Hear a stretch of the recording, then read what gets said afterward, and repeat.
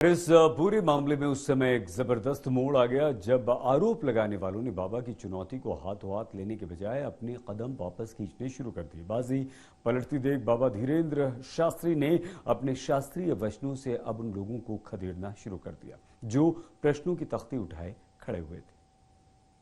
पहली बात तो यह है कि यह चैलेंज दिव्य शक्ति साइंटिफिक तरीके से सिद्ध करने का चैलेंज।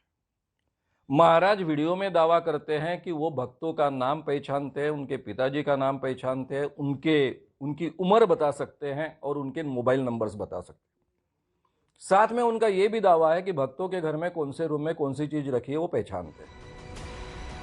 पहले जरा पंडित धीरेन्द्र कृष्ण शास्त्री का ये चैलेंज सुनिए। इसके आधार पर हमने ये चैलेंज डिजाइन किया कि सब पत्रकारों के सामने नागपुर में ये शर्त चुनौती पार पड़ेगी और वहां पर आपको 10 आदमी ऐन वक्त पर हम देंगे, उनकी कोई जानकारी आप तक नहीं पहुंचे। ये फ्रॉड एंड प्रूफ कंडीशन के अंदर में ये चुनौती स्वीकारी जाएगी। क्योंकि सारा बवाल यहीं से शुरू हुआ था। नागपुर में धीरेन्द्र शास्त्री का कार्यक्रम था जिसे उन्होंने छोटा कर दिया था और इस बात का उनके पास तर्क भी है। पहली बात तो ये प्रत्येक मीडिया वाले और प्रत्येक व्यक्ति और जो भी वो अमुक हैं तथाकथित, उनसे आई रिक्वेस्ट कि हम बीच में कथा छोड़कर भागे ये बोलना बंद कर दें। हमारी कथा 7 दिन तक की ही थी, उसका स्क्रीनशॉट 3 तारीख का न्यूज पर बागेश्वर धाम ऑफिशियल पेज पर 3 जनवरी को पहले से ही डेट घोषित कर दी थी कि हम केवल 7 दिन की कथा करेंगे क्योंकि हमारे गुरुदेव का जन्मोत्सव था और आगामी सभी कथाएं 7-7 दिन की 2-2 दिन घटाई गई क्योंकि फरवरी में हमारे यहाँ यज्ञ है।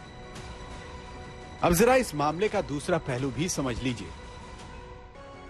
पंडित धीरेन्द्र शास्त्री ने उन लोगों को खुली चुनौती दी थी कि जिन बातों को वो नहीं मानते उसके लिए अगर वो रायपुर आकर सामने खड़े होकर चुनौती दें तो उसका जवाब दिया जाएगा।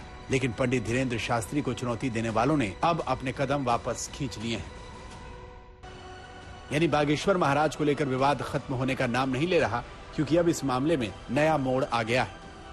अखिल भारतीय अंधश्रद्धा उन्मूलन समिति ये कहते हुए चुनौती मानने से इनकार कर रही है कि वहां लोग भी उनके होंगे, मंच भी उनका होगा और हालात भी उनके माफिक होंगे। कहा तो यही जा रहा है कि पूरा मामला कानून का है। यानी अब मुद्दा मजबूत हो गया, लेकिन मुद्दई ही कमजोर पड़ता दिखाई दे रहा है। बाबा के तेवर भी और तीखे होने लगे हैं।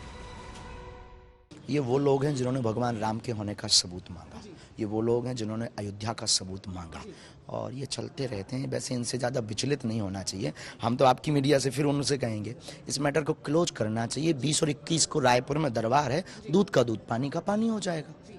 नागपुर में पुलिस ने आपको आप पे शिकायत भी है नागपुर में, और आपको क्या कोई नोटिस दिया गया है? यही तो झूठ है। कोई लीगली रिपोर्ट नहीं है, कोई FIR नहीं है, हमारे पास कोई नोटिस नहीं है।